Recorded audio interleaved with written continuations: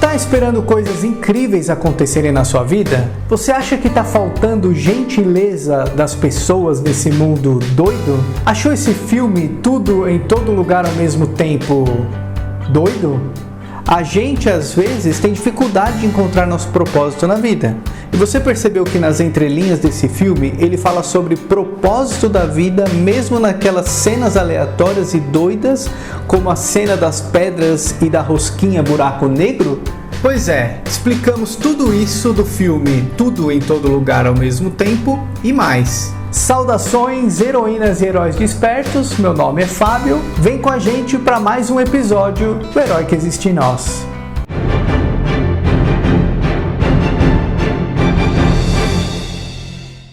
A nativa norte-americana Alice Alvino ministra curso de inglês diretamente para brasileiros. Ela é especialista nisso. Ela quer que você aprenda a conversar, viajar, melhore seu currículo e muito mais, porque ela quer que você tenha um inglês fluente. E que tal uma norte-americana para te ajudar com isso? O curso tem suporte semanal, ao vivo e até pelo WhatsApp com a Teacher Licio. Clica no link aí na descrição e dê uma olhadinha no vídeo explicativo que ela mesma fez.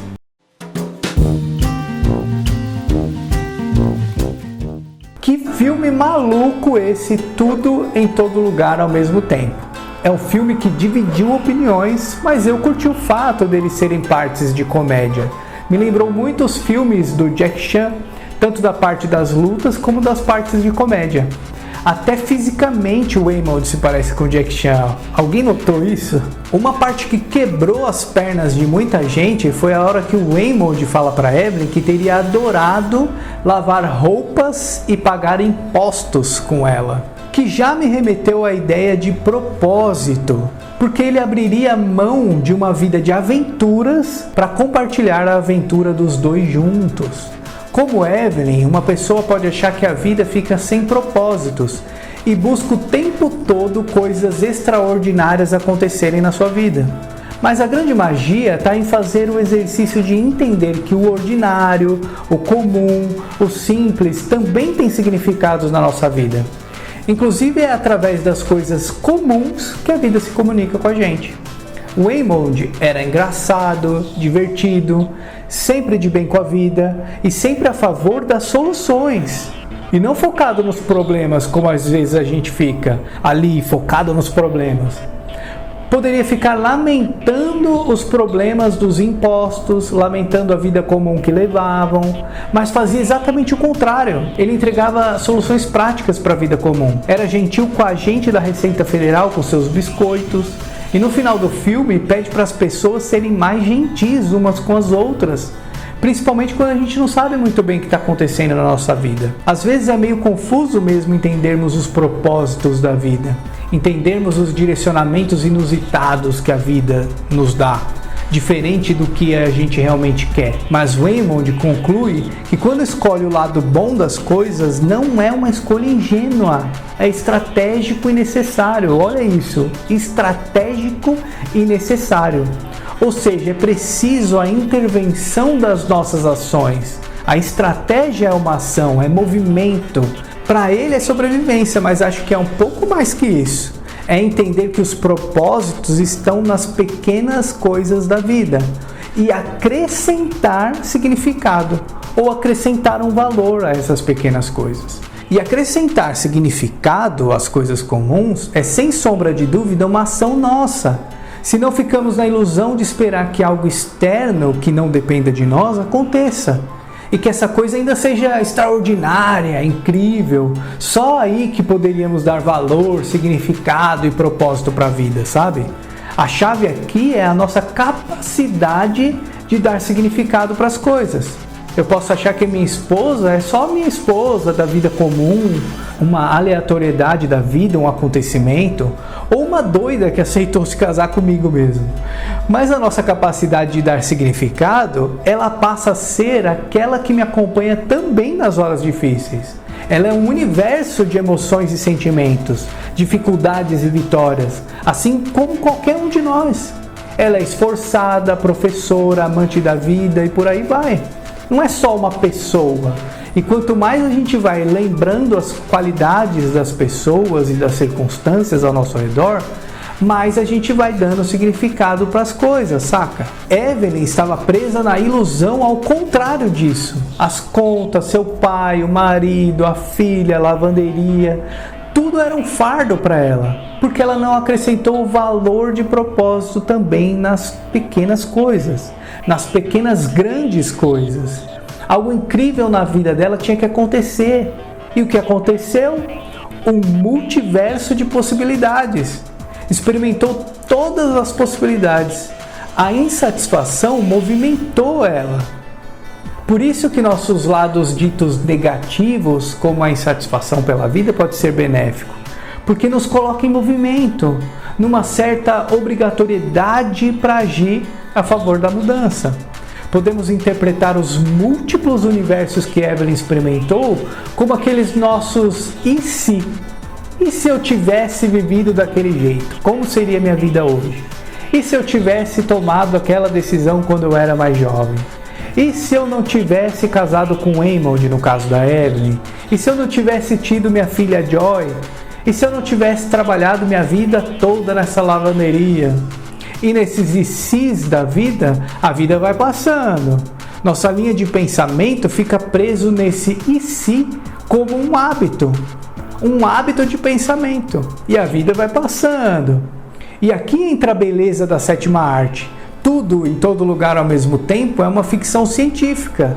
E é através de uma ciência imaginativa de possibilidades, com aqueles fones de ouvido, que as pessoas podiam acessar uma outra possibilidade de si mesmas. Essa ficção científica abre as portas para os e se's, para que, se possível, o que aconteceria efetivamente numa nova possibilidade. O cinema brinca com essas possibilidades da criação. Acho, inclusive, que esse é o propósito desse filme ser tão maluco. Ele brinca com a aleatoriedade.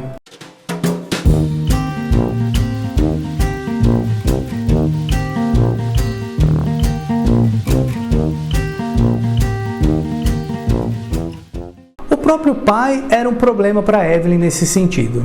E se o pai tivesse impedido Evelyn de sair de casa e se casar com Raymond? Vimos esse e outros resultados do e se da Evelyn. Aqui abrimos margem para discutirmos uma outra coisa que fica subentendido no filme. Existem alguns padrões de hábitos que reproduzimos herdados dos nossos pais e familiares. Fica subentendido que Evelyn não quer repetir as ações do pai dela. O pai, em várias cenas, demonstra insatisfação em relação às atitudes da filha e, para não repetir os mesmos deslizes do pai, se torna uma mãe coruja com a filha. Ué, mãe coruja, Fábio? Sim, mãe coruja. Meio tortinha, mas sim. Mas por que meio tortinha? Porque para Evelyn, suas ideias de como ser mãe está misturada com a sua insatisfação com a vida que falamos anteriormente. E como não se interessa pelo sabor da vida, fica meio presa a conceitos meio antiquados sobre como conversar com a filha. Vemos bem no começo do filme que ela quer se desculpar com a filha sobre o que disse pro avô, sobre a namorada dela, mas não sabe como se desculpar. Ao mesmo tempo, ela quer evitar que a filha sofra como ela sofreu com a indiferença do pai. Mas, paradoxalmente, o pai é a própria referência de criação da Evelyn.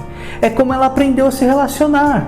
Ao longo do filme, conforme as duas vão melhorando a relação, a mãe vai entendendo o quanto estava sendo antiquada e o quanto ela quer que a Joy haja do jeito que ela quer e não conforme a filha quer. Na hora que a mãe força a filha a viver todas as possibilidades com a máquina de viagem no multiverso, lá em outro universo, simbolicamente está despejando a sua necessidade de vivenciar outras possibilidades na filha e não ajudando a filha a criar suas próprias possibilidades. E assim cria a Jubu Tupac. A filha, se sentindo presa a esse meio que cresceu, perde também o propósito de viver. Só que pior que a mãe, literalmente não encontra propósito em nada, mesmo conhecendo todas as possibilidades de todos os universos. Mesmo quando já tinha visto de tudo, achava que a esperança era algo fugaz, vazio, pois na improbabilidade da vida, a esperança desmancharia uma hora ou outra. Enquanto pedras, Evelyn quer ficar bem perto da filha, mesmo sabendo que eram pedras e que pedras não se mexem. Quer desesperadamente salvar a filha da rosquinha buraco negro. Quer continuar falando para a filha que ela está engordando, mas sem medir as palavras. Vejam bem, não confundam. Aos pais, cabe o exercício de corrigir e orientar o filho, sim, mas também de filtrar suas falas, para que não despeje hábitos familiares e conceitos que criou na própria cabeça. Sabe quando o filho segue a carreira do pai porque o pai quer, mas nem sabe se é isso que ele quer mesmo? Ou sabe quando a mãe sonha em ser bailarina e faz de tudo para a filha ser bailarina? Ou pior, sabe quando a mãe tem ciúmes da filha e indiretamente sabota a própria filha? Pois é, para evitar ser igual ao pai, paradoxalmente se torna seu pai. Percebe que acabamos seguindo o que nossos antepassados fizeram e reproduzimos suas ações por hábito? É a nossa referência de criação. Mesmo quando Evelyn queria evitar que a filha sofresse, repete o que o pai fez. Sabemos que não é proposital, como muitas famílias, se não todas, né? Mas são ações que não foram totalmente assimiladas na nossa cabeça, na nossa consciência. E quando a gente quebra esse paradigma familiar, a gente se torna, entre aspas, a ovelha negra da família. E nessa cena épica das relações entre as duas, no final do filme, o multiverso se distorce e os planetas se curvam diante da força do amor de uma mãe. Mas Joy só consegue se libertar quando a mãe solta a sua filha. Filhos são feitos para o mundo, para viver a sua experiência única e individual. E a mãe precisa saber lidar com essa síndrome de ninho vazio, quando, por exemplo, o filho completa a maioridade e decide ir morar sozinho. A mãe precisa fazer o exercício de aceitar que a filha também tem que viver sua vida e suas próprias escolhas. A mãe solta a filha, mesmo se a filha quiser virar uma pedra ou entrar no buraco negro. Mas ainda assim, é a experiência única e de independência da filha. Porque seria o motivo de significado e propósito que a própria pessoa poderia dar para a vida. E aí no filme, quando Evelyn finalmente aceita soltar a Joy, tudo parece se assentar em todas as possibilidades do multiverso. A Joy decide nem entrar mais no buraco negro, pois sua expressão parecia ser mais um grito de independência para a própria mãe.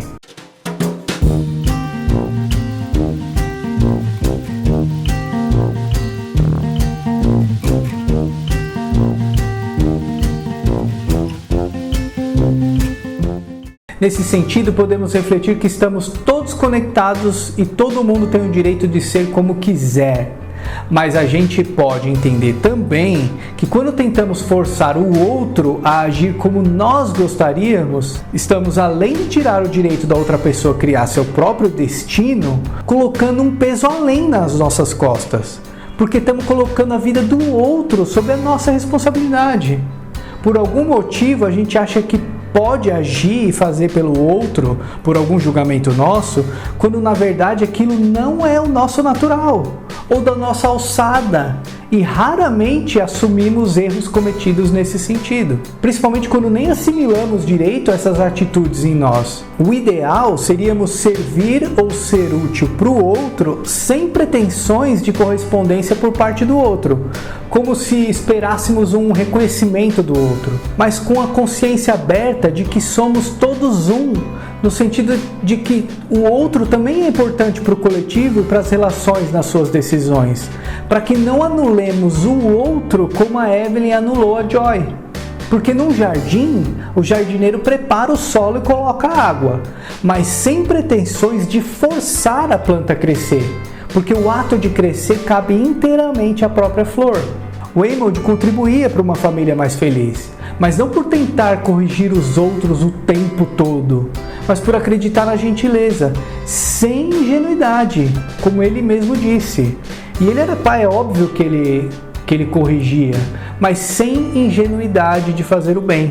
E aí, só no final, no esgotamento de todas as possibilidades do multiverso, que Evelyn entende que todas as circunstâncias da vida e todas as pessoas são importantes. O marido, o pai, a nora, a filha, e contribuem com o propósito da vida, sendo quem são.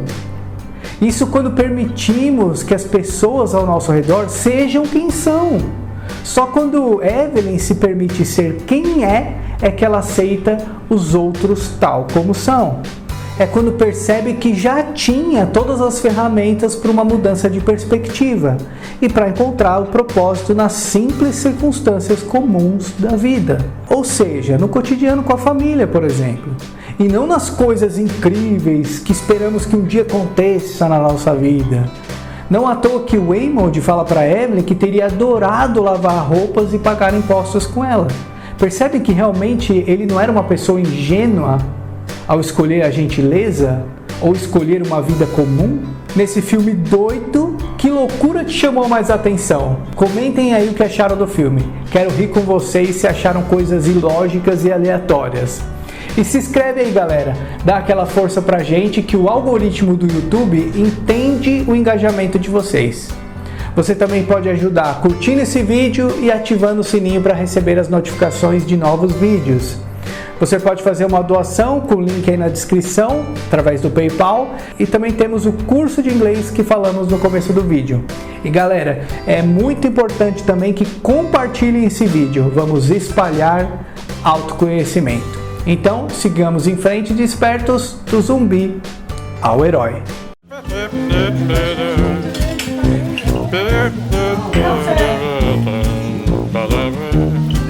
Ba-da-ba.